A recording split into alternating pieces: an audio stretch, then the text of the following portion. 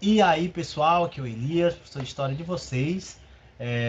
Estamos aqui para dar continuidade à nossa discussão sobre a Segunda Guerra Mundial, né? A gente já vem falando bastante sobre a Segunda Guerra Mundial.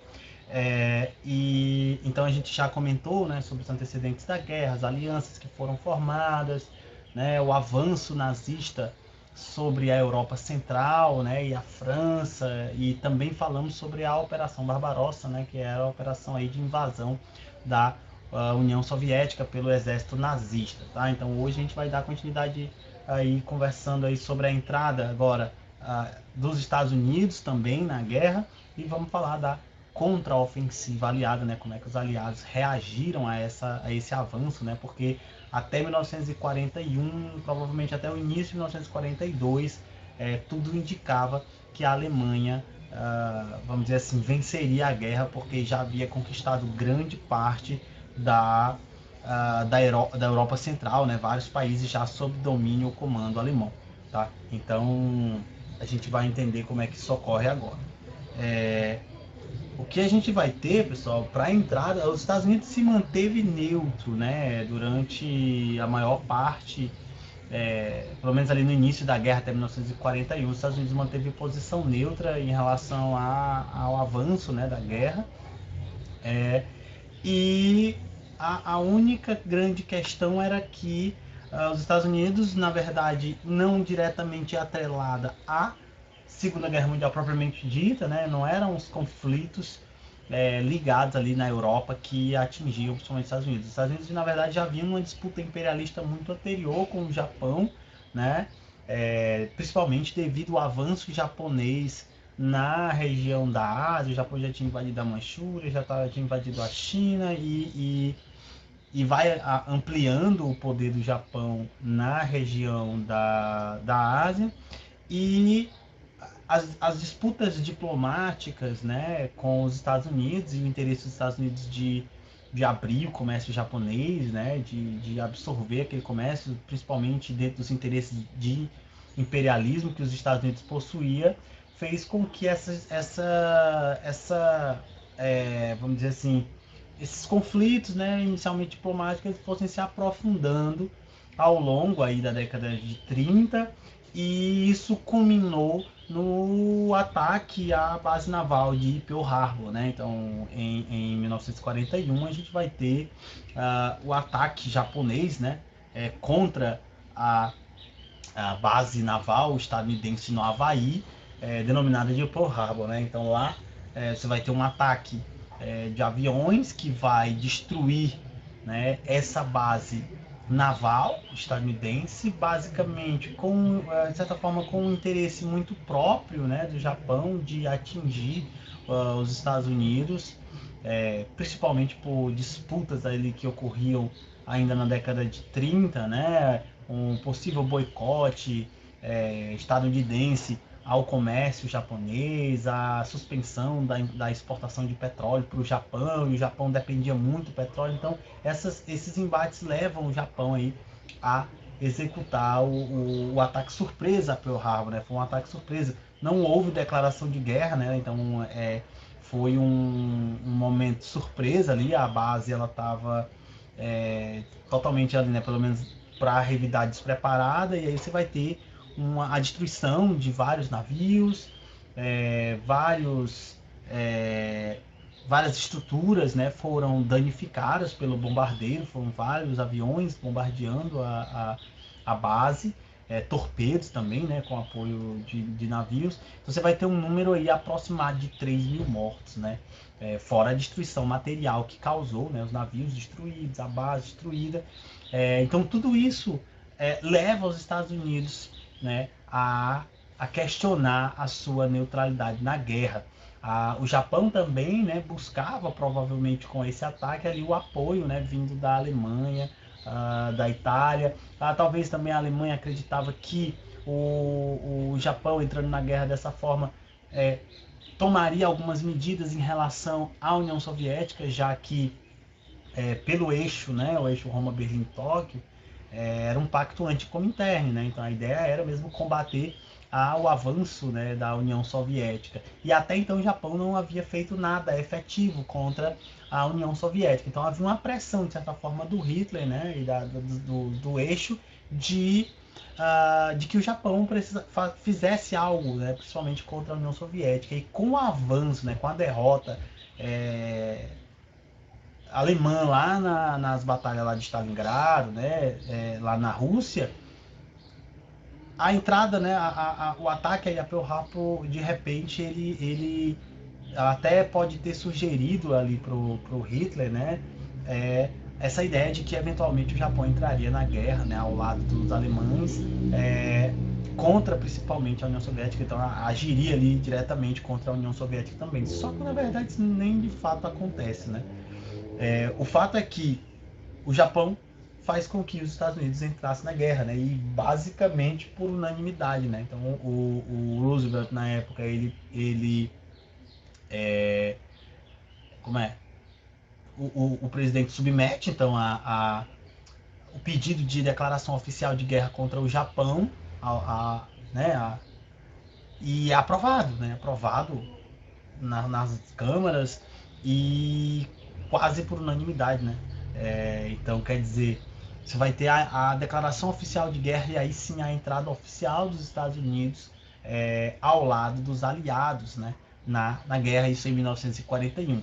E não a entrada dos Estados Unidos, mas a partir de 1941, você já começa a perceber uma mudança de rumo na guerra, né? Então, se até então a Alemanha nazista vinha acumulando vitórias consecutivas na Europa Central, a gente vai ver que a partir de 41, mais especificamente, né, de acordo com o que vai avançando ali, 42, 43,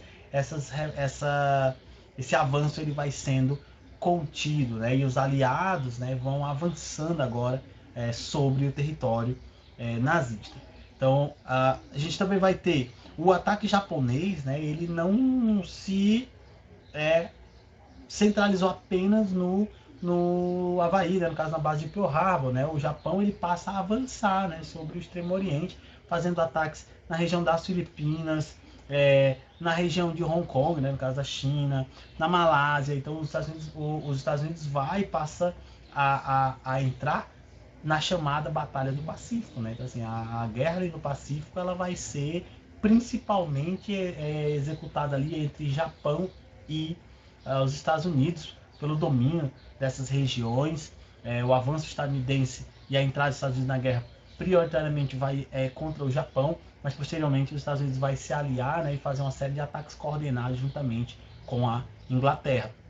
Aqui tem algumas fotos, né, da destruição causada pelos bombardeios japoneses à base de Pearl Harbor. Aqui uma imagem tirada provavelmente durante o ataque. Aqui também, isso aqui é um vídeo na verdade, tá? Mas aí, aqui é uma das imagens, né? Tem um vídeo desse momento de a estrutura sendo afundada aí pelos bombardeios. Então, a gente vai ter o que, né? Os aliados eles vão organizar uma chamada contra-ofensiva, né? Que provavelmente foi assim uma das operações de maior importância. E aqui a gente está falando de uma ofensiva coordenada. Por quê? Até então, né? Você vai ter uma série de questões, né, que fazia com que esses países eles de certa forma não dialogassem muito. Imagine só você imaginar o Stalin, o Roosevelt e o Churchill, né, sentados na mesma mesa, né? O Churchill e o Roosevelt até a pé, mas imaginar o Stalin nesse meio é um negócio muito complicado. O fato é que essa reviravolta na guerra, né, o avanço e a derrota do exército nazista na Rússia e depois a entrada dos Estados Unidos e também a entrada dos Estados Unidos na guerra, isso vai fazer com que aos poucos, né, esses países eles vissem a necessidade de entrar em um processo de coordenação, né, de um ataque para conter esse avanço, né? Então é aí que você vai ter colocado de um lado esses, né, o Churchill, o primeiro-ministro inglês, o Roosevelt, que era o presidente estadunidense, e do outro o Stalin, né, que inimigos, vamos dizer assim, ideológicos fundamentais, já que nós temos aqui a Grã-Bretanha e os Estados Unidos como, né, centros ali do capitalismo, enquanto que o Stalin, né, representava ali a União Soviética, né, e o modelo socialista implantado naquele momento.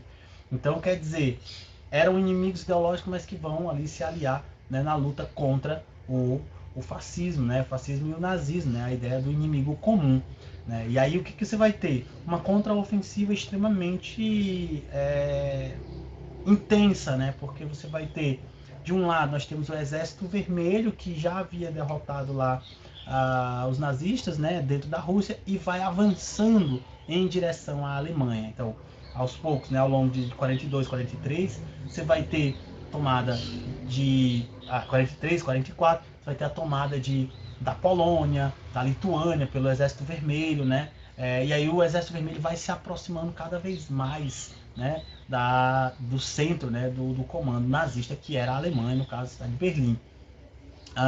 No caso aqui, enquanto isso, você vai ter também um avanço aliado em outras frentes. Na França, que estava sendo tomada, que tinha sido tomada pelos nazistas ainda lá em 1940, e também você vai ter a chamada campanha da Itália, também coordenada aí pelos aliados, né, na busca de retomar a Itália, né, principalmente ali a partir de 1943, você vai ter a retomada da Itália, 42 e 43, depois você vai ter a queda do Mussolini, e aí você vai ter, né, então o exército aliado, né, dos aliados, avançando em diversas frentes, né, e essa ofensiva ela foi que levou, né, ao fim da guerra, de fato. Então, um dos eventos mais marcantes dessa contraofensiva é o chamado Dia D, né, o Dia D, que foi o dia do desembarque lá na Normandia, né, no norte da França, em 6 de junho de 1944. Então você vai ter um ataque coordenado entre Inglaterra, Estados Unidos, Canadá, né, e outros países que vão avançar, né, em diversos locais ali do norte da França, né, nas praias do norte da França, no caso da Normandia. Algo em torno de 150, 160 mil soldados desembarcaram na Normandia e avançaram dentro do território tomado pelos nazistas. Na verdade, os nazistas já esperavam, né, um desembarque nas praias nortes da França, né, mas não se sabia exatamente em qual. A maior aposta do Hitler era em Calais, né, uma região lá no norte da França que talvez era a mais provável de ser o centro do desembarque, né, pela proximidade, né, em relação à Inglaterra, né, e aí a Inglaterra como base fundamental, enfim, né, as condições mesmo. Então ficava essa questão, né, haveria o desembarque, mas não sabia onde. Não é à toa que, na verdade, boa parte das forças militares ficaram ainda em Calais e não sequer chegaram até a Normandia, né, para combater o avanço dos aliados. Né? Então você vai ter um desembarque, né, com forças com apoio aéreo, né, é o chamado de esqueci o nome da porra, ataque aeronaval, né, chamado ataque aeronaval. Então você vai ter o apoio, né, dos caças, né, 2.000 caças mais ou menos, britânicos, né. Você vai ter navios, né, tanques e a infantaria desembarcando nas praias da Normandia. Né. Isso já foi tema de filmes, né, o Resgate do Soldado Ryan tem uma cena bem nesse momento. Tem jogos, né, de videogame que retratam esse desembarque. Então, você vai ter um ataque coordenado, né? Havia ali a tentativa, o negócio era retomar Paris, né? Então, assim, retomar a França do domínio nazista. Então, o dia dele foi ali o momento fundamental, né? Então, avançar contra as forças nazistas. Os nazistas fizeram, né, um cordão, a gente vai ver aqui, né, de torres com armas, arame, campo minado para impedir esse avanço, o chamado que eles chamaram de muralha atlântica, né? Então você vai ter todo um percurso montado com torres, com vigias, né? Homens vigiando ali, fortemente armados, metralhadoras. Você vai ter inclusive torres com atiradores, canhões e tal. Você vai ter arame farpado, muros, campo minado na praia, né? Então tudo isso porque se sabia que a ofensiva ela ocorreria, né? O desembarque ele ocorreria. Não se sabia onde ou como, né? E como eu falei, o maior esforço foi colocado no porto de lá na praia de Calais, né? E na verdade acabou sendo na praia da Normandia. Então o fato é que o desembarque, né, custou também muitas vidas, né? Muitos morreram nos primeiros minutos do início das batalhas, porque o desembarque ele ocorria, né, na praia, e você vai ter todo esse aparato militar já preparado para combater esse desembarque.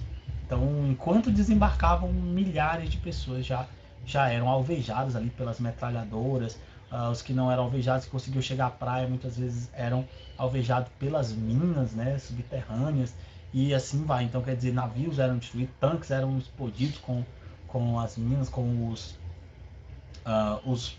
morteiros. Então, quer dizer, havia uma série de aparato ali. Então, o dia dele é um dia importante porque ele marca, de certa forma, aí essa virada, né, essa ofensiva, contra-ofensiva dos aliados contra o avanço nazista. E aí, ao mesmo tempo, você vai ter também, né, assim, ao mesmo tempo, entre aspas, né, você vai ter a ocupação da Itália, a campanha da Itália, lá em 42, 43. Os aliados vão ocupando, ganhando espaço na Itália, né, e ocupam a Itália a partir de 1943. O Mussolini é destituído, né, depois ele vai ser julgado e morto, assassinado, né. Mas o fato é que basicamente a ocupação da Itália ela abriu espaço, né, para o avanço, né, e o centrar fogo em retomar os territórios que haviam sido conquistados pela Alemanha, né. Isso fez com que a Alemanha, de certa forma, começasse a ficar mais isolada em relação à guerra, né. E aí esse isolamento vai levar à tomada de Berlim lá em 1945. Aqui só para a gente ter uma ideia, ó, de como é que é esse processo aí de invasão. Ó. Aqui você tem as praias que ganharam nomes, né, códigos, né, que são as praias no norte, na Normandia. Então você tem aqui, ó, um ataque coordenado entre a França e a Inglaterra, a Grã-Bretanha, que ocorreria às 7h30 da manhã, né, na praia que eles denominaram de Sword. O Canadá aqui, ó, a 7h45 na praia denominada Juno. Aqui outra Grã-Bretanha, na praia Gold. E os Estados Unidos na praia de Omaha e Utah. Também aqui enviando, ó, 15.500 paraquedistas, né, que seriam. Esses paraquedistas muitos caíram em locais bem distantes uns dos outros, então eles demoraram bastante também para se realocar, né, se encontrar novamente. Então você vai ter aqui, olha só, né, um aproximado aí de 160 mil, né, 150, 160 mil soldados que participaram dessa invasão, né? Então era uma ofensiva realmente aberta, assim, né? E o fato é que também, né, os aliados vencem, né? Sim, eles conseguem vencer, conseguem avançar mesmo com todo o aparato, né, montado ali pelos nazistas, conseguem avançar e tomar, né, esse território. Muito também porque acreditava-se, né, que o ataque à Praia da Normandia provavelmente fosse também uma distração para o verdadeiro ataque em Calais. Então, de certa forma, o Hitler teria ali, né, resistido em enviar os contingentes que estavam em Calais para essas praias na Normandia, porque acreditava-se que existia a possibilidade de um ataque em Calais. Então, quer dizer, os aliados planejaram, claro, né, mas também aí houve aí um pouco, né, talvez o Hitler tenha subestimado esse ataque. Então aqui a gente tem, ó, algumas imagens de desembarque. Então eles desembarcavam, né, como não havia porto natural, você vai ter desembarque nessas espécies de botes, né, que eles desembarcavam ainda com água no joelho, aí vão, ó, avançando. Aqui não sei se dá para ver, mas aqui é a praia, né, onde eles vão lutar. Aqui não dá pra ver as cercas nem nada, mas aqui dá. Ó, isso aqui é o desembarque. Então, aqui já ele chegando na praia, né? Para enfrentar os alemães. E aqui você tem já um contingente de tanques, né? De carros, né? Que vão fazer o transporte também desses terrenos. Ó, esse aqui é o que a gente chama de muralha atlântica, né? Isso aqui tudo é a praia, né? Tinha esses postos aqui, ó, né? Essas torres, ó, não sei se dá pra ver, são várias. Aqui dentro ficavam soldados com metralhadoras, né, atiradores. Alguns têm tanques, né, tem canhões que eram usados para combater o desembarque aqui na região da praia mesmo. Aqui, ó, canhão, né, que servia para alvejar aí os aliados no desembarque. Então, pessoal, por hoje é só, né? O dia D é um evento bastante simbólico da Segunda Guerra Mundial, né? Tema de filme, de livro, um monte de coisa.